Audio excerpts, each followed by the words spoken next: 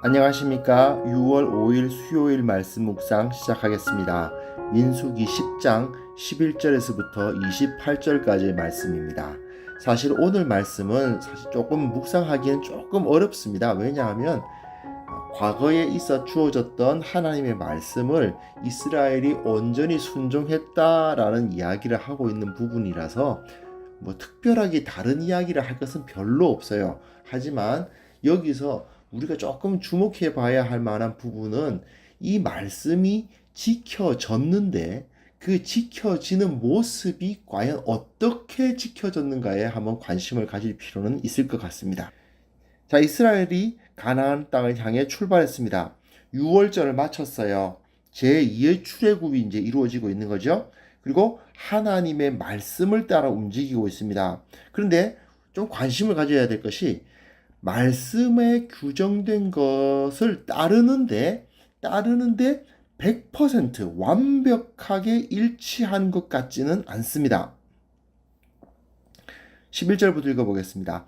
둘째 해 둘째 달 20날에 구름이 증거의 성막에서 떠오르매 이스라엘 자손이 시내 광야에서 출발하여 자기 길을 가더니 바란 광야에 구름이 머무니라.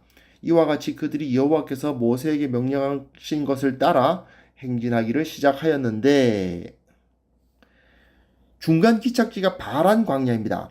바란 광야가 정확하게 어디였는가에 대해서는 사실 잘 몰라요. 우리가 워낙에 바란 광야라는 지역을 넓게 잡을 수도 있고 하기 때문에 정확하게 저 중간 기착지가 어디였는지는 알 수가 없습니다.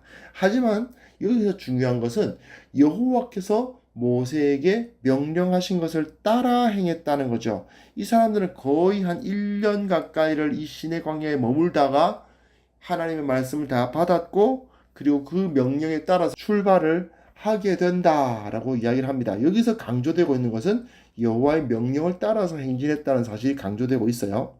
선두로 유다 자손의 진영의 군기에 속한 자들이 그들의 진영별로 행진하였으니 유다 군대는 암미나답의 아들 나손이 이끌었고 이사갈 자손 지파의 군대는 수알의 아들 느다넬이 이끌었고 스불론 자손 지파 군대는 헬론의 아들 엘리압이 이끌었더라. 이에 성막을 거두매 게르손 자손과 무라리 자손이 성막을 메고 출발하였으며 다음으로 르우벤 진영의 군기에 속한 자들이 그들의 진영별로 출발하였으니 르우벤의 군대는 스데올의 아들 엘리술이 이끌었고 시므온 자손 지파의 군대는 수리사떼의 아들 슬루미엘이 이끌었고 갓 자손 지파의 군대는 드부엘의 아들 엘리아삽이 이끌었더라. 고하디는 성문을 메고 행진하였고 그들이 이르기 전에 성막을 세웠으며 제가 이 노란색으로 표시한 17절과 21절을 보시고 뭔가 좀 다르다라는 것이 느껴지시면 민수기 2장을 기억하시는 겁니다. 민수기 2장에는요 이렇게 규정이 되어 있지 않습니다. 민수기 2장의 내용을 한번 살펴보면요 민수기 2장 16절부터 18절을 보시면요 르우벤 진영에 속하여 계수된 군인의 총계는 15만 1450명이라 그들은 제2대로 행진할지니라. 그 다음에 회막이 레위인의 진영과 함께 모든 진영의 중앙에 있어 행진하되 그들의 진친 순서대로 각 사람은 자기의 위치에서 자기들의 길을 따라 앞으로 행진할지니라. 서쪽에는 에브라임의 군대 진영의 군기가 있을 것이라. 에브라임 자손의 지휘관은 암미후스의 아들 엘리사마요. 네, 이렇게 되어 있죠. 16절과 18절 르우벤 진영은 이제 남쪽 진영이고 서쪽 진영이 이제 에브라임 진영인데 남쪽 진영과 서쪽 진영 사이에 회막이 위치해서 진행하라고만 되어 있어요.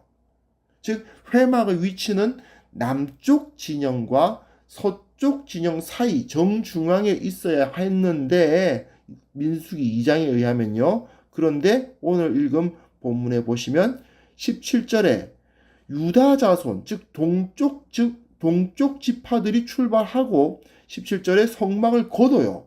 그래서 게르손 자손과 무라리 자손이 성막을 메고 출발을 합니다. 그리고 남쪽 진영이 이렇게 출발을 하고 이후로 고핫인이 그 뒤를 따르고 있는 것을 볼 수가 있습니다.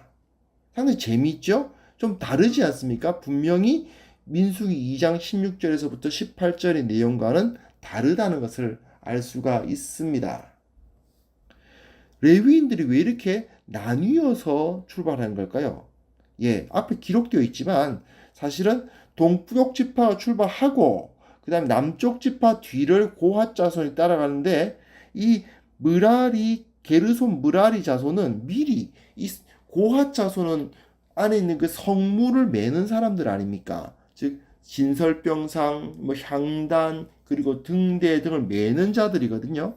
그 매어서 옮기는 이 사람들이 도착하기 전에 미리 성막을 완성해야 됐기 때문입니다. 만약에 회막이 그냥 남쪽 지파 다 출발하고 나서 다 같이 그냥 출발하면 이 거룩한, 사실은 위험하잖아요. 거룩한 성물들이 그대로 노출된 상태에서 오랜 시간 동안 이 이스라엘 자손들이 보는 앞에 서 있어야 해요. 물론 거기에 그 덮개가 씌워져 있기 때문에 그래도 이스라엘 자손들이 죽임을 당하거나 이런 일은 일어나지 않겠지만, 그러나 아무래도 안 좋죠. 그러니까 먼저 게르손 므라리 자손이 가서, 게르손 자손은 천막, 천에 관련된 것들 아닙니까? 므라리 자손은 기둥과 말뚝과 뭐 이런 것을 가지고 가서 그들이 먼저 그 성막을 다 만들어 놓는 겁니다. 그 다음에 고핫 자손이 그 성물을 메고 가서 남쪽 지파를 따라서, 그 남쪽 지파가 도착하는 동안에는 게르손 므라리 자손이 성막을 다 완성하겠죠. 그럼 고핫 자손이 가서 그 성물을 그 안으로 안치시키면 되는 겁니다. 즉 2장에서는 레위인은 남쪽 지파를 따른다고만 되어 있지만 실제로는 성물이 도착하기 전에 성막을 완성시키기 위해서 게르손 므라리 자손이 먼저 출발하는 것은 상당히 실용적이기도 하고, 이 앞에서 하나님의 말씀이 가르치는 바에 그렇게 크게 위배되는 것도 아니죠. 2장에서 규정하고 있는 것은 뭐냐면 이스라엘의 중심에 성막이 있어야 한다라는 것을 이야기하고 있는 것이고, 실제로 그렇게 되기 위해서는 게르손 므라리 자손이 먼저 출발할 필요가 있었던 것입니다. 다음으로 에브라임 자손 진영의 군기에 속한 자들이 그들의 진영별로 행진하였으니 에브라임 군대는 암미우스의 아들 엘리사마가 이끌었고, 므낫세 자손 지파의 군대는 브다술의 아들 가말리엘이 이끌었고, 베냐민 자손 지파의 군대는 기드온의 아들 아비단이 이끌었더라. 다음으로 단 자손 진영의 군기에 속한 자들이 그들의 진영별로 행진하였으니 이 군대는 모든 진영의 마지막 진영이었더라. 단 군대는 암미사떼의 아들 아히에셀이 이끌었고, 아셀 자손 지파의 군대는 오그란의 아들 바기엘이 이끌었고, 납달리 자손 지파의 군대는 에난의 아들 아히라가 이끌었더라. 이스라엘 자손이 행진할 때에 이와 같이 그들의 군대를 따라 나아갔더라. 이것은 이 사람들이 앞에서 2장과 3장에서 규정된 것을 그대로 따라 나아가는데 이들이 군대를 따라 나아갔다라는 말이 중요하죠. 나름대로 군중이 아니라 군대가 되어서 그들을 진행해 나갔다는 것이고, 앞에 내용과 앞에 2장과 3장에 있는 내용과 전혀 다를 바가 없습니다. 똑같아요. 자, 여기서 우리에게 상당히 중요한 메시지가 하나 있습니다. 말씀은 상황에 맞게 적용되어야 됩니다. 이게 무슨 소리냐? 말씀은 말씀이지 상황에 맞추는 게 무슨 소리냐? 상황윤리 아니냐? 이렇게 생각하실 수도 있는데, 모세가 하나님의 말씀을 듣고 바로 이스라엘에게 전했던 때인데도 불구하고 그 모세가 살아 있을 때에도 말씀에 대한 변형이 일어나고 있습니다. 이 굉장히 중요한 문제입니다. 이 말씀이 전해진 것이 몇 달 전에 이루어졌던 말씀이에요. 아니, 며칠 전의 말씀일 수도 있습니다. 그럼에도 불구하고 이 말씀에 대한 변형이 일어나고 있고, 그리고 성경은 그들이 여호와의 말씀을 따라서 진행했다라고 기록하고 있어요. 즉 이스라엘이, 아니 분명히 레위인들은 그 남쪽 지파 뒤를 따르라고 앞에서 규정되어 있는데 왜 게르손 므라리 자손은 동쪽 지파 뒤를 따라가냐라고 따지지 않았고, 성경은 또한 하나님의 말씀대로 행했다라고 평가하고 있다는 거죠. 이건 우리들에게 굉장히 중요한 문제입니다. 교회는요, 하나님의 말씀에 순종하는 공동체가 되어야만 합니다. 그러나 말씀은 반드시 해석되고 적용되어야 됩니다. 그냥 무조건 갖다가 그냥 그 문자적으로 그대로 적용되어야 된다고 주장하는 것은 올바른 생각이 아닙니다. 더군다나 우리들 입장에서 한번 생각해 보십시오. 수천 년 전에 이스라엘에게 주어졌던 그 말씀이 우리들의 그 상황이 완전히 바뀌었음에도 불구하고 옛날 그대로 적용되어야 된다는 것은 넌센스입니다. 즉, 말씀을 적절히 해석하고 적용해야만 하는 것입니다. 말씀에 순종하기 위해서요. 말씀에 온전히 순종하려면 말씀을 해석해야만 합니다. 그리고 말씀 사역자들, 특히 이 교회의 지도자들은 이것을 주 업무로 삼아야 합니다. 이 말씀대로 살아가는 것이 도대체 이 현대 21세기를 살아가는 그리스도인들에게 어떤 의미를 가질 것인가를 계속해서 고민하고 어떻게 하면 이 사람들이 말씀대로 말씀의 원칙에 따라서 살 수 있을 것인가에 대한 그 길을 찾으려고 노력해야 되는 거죠. 이것이 또한 교회가 가장 중시해야 할 일이기도 합니다. 그렇기 때문에 단순히 일부 그 성경 전문가들에게만 이것을 맡겨놓을 일은 아닙니다.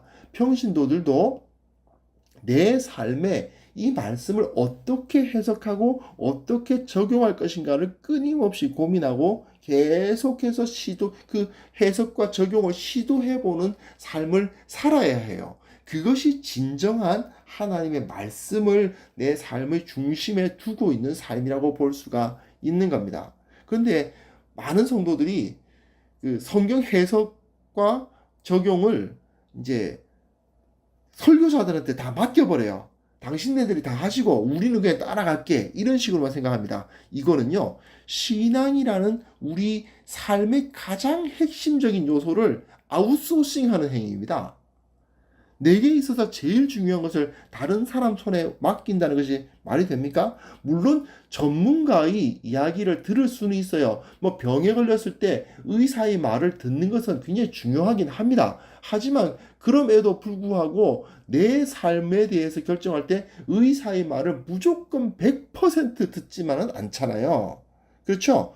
그것처럼 내 삶에 있어서 가장 중요한 이 신앙의 문제는 내가 결정할 수 있어야 됩니다. 그렇기 위해서는 말씀을 해석하고 적용하는 일을 모든 성도들이 해야 하고, 물론 말씀 사역자들이 이 일에 목숨 걸고 뛰어들어야 된다는 것은 더 이상 말할 필요도 없는 내용인 거죠. 이것이 바로 교회의 주 임무다 하는 것을 기억하시면서 말씀을 내가 어떻게 해석하고 어떻게 적용할 것인가에 계속해서 관심을 가지시는 성도님들 되셨으면 합니다. 하나님 아버지, 우리가 하나님의 말씀을 받았습니다. 그러나 2000년 전 그리고 수천 년 전에 주어졌던 이 말씀들이 지금 우리들에게 어떻게 해석되고 어떻게 적용되었는지를 깨닫기 위해서는 주님의 도우심이 필요합니다. 성령께서 우리를 도우사 우리 가운데 임재하시고 성령께서 우리를 깨닫게 하여 주옵소서. 예수님의 이름으로 기도합니다. 아멘.